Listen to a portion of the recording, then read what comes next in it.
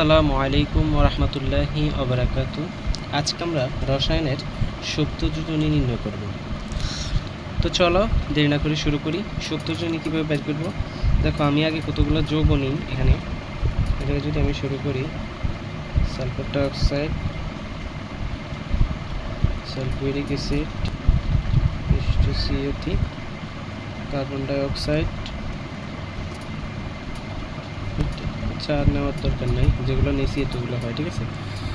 তো এগুলোর ভিতরে দেখো, প্রথম যদি আমি যৌগটা লিখি SO2, এখানে আমাকে হচ্ছে কিছু যোজনীগুলো মুখস্থ রাখতে হবে।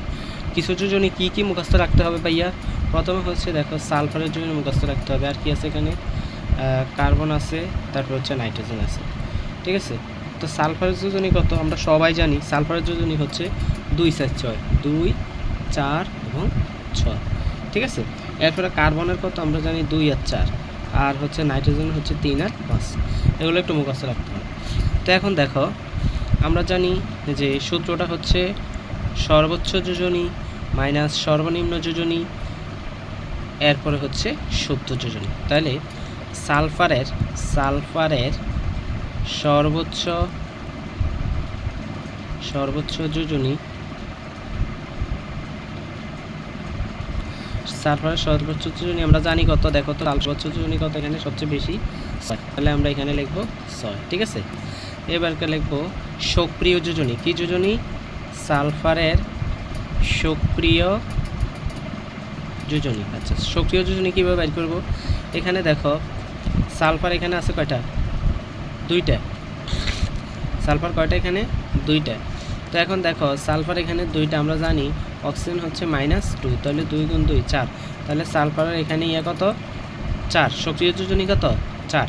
এটাকে ব্যালেন্স করতে হলে এখানে 4 দিতে হবে। তার মানে এখানে আমাদের সালফারের সক্রিয় যোজনী হলো 4, তাহলে আমি লিখব 4।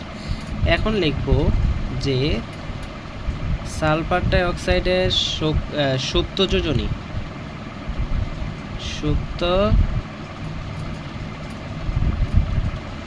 সুপ্ত যোজনী হলো 6 - 4 = হচ্ছে 2। তার মানে আমাদের অ্যান্সার কত?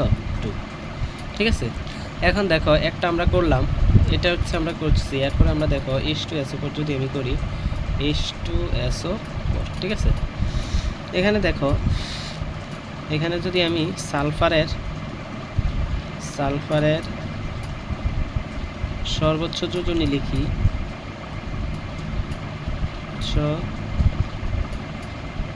সালফারের সর্বোচ্চ যোজনী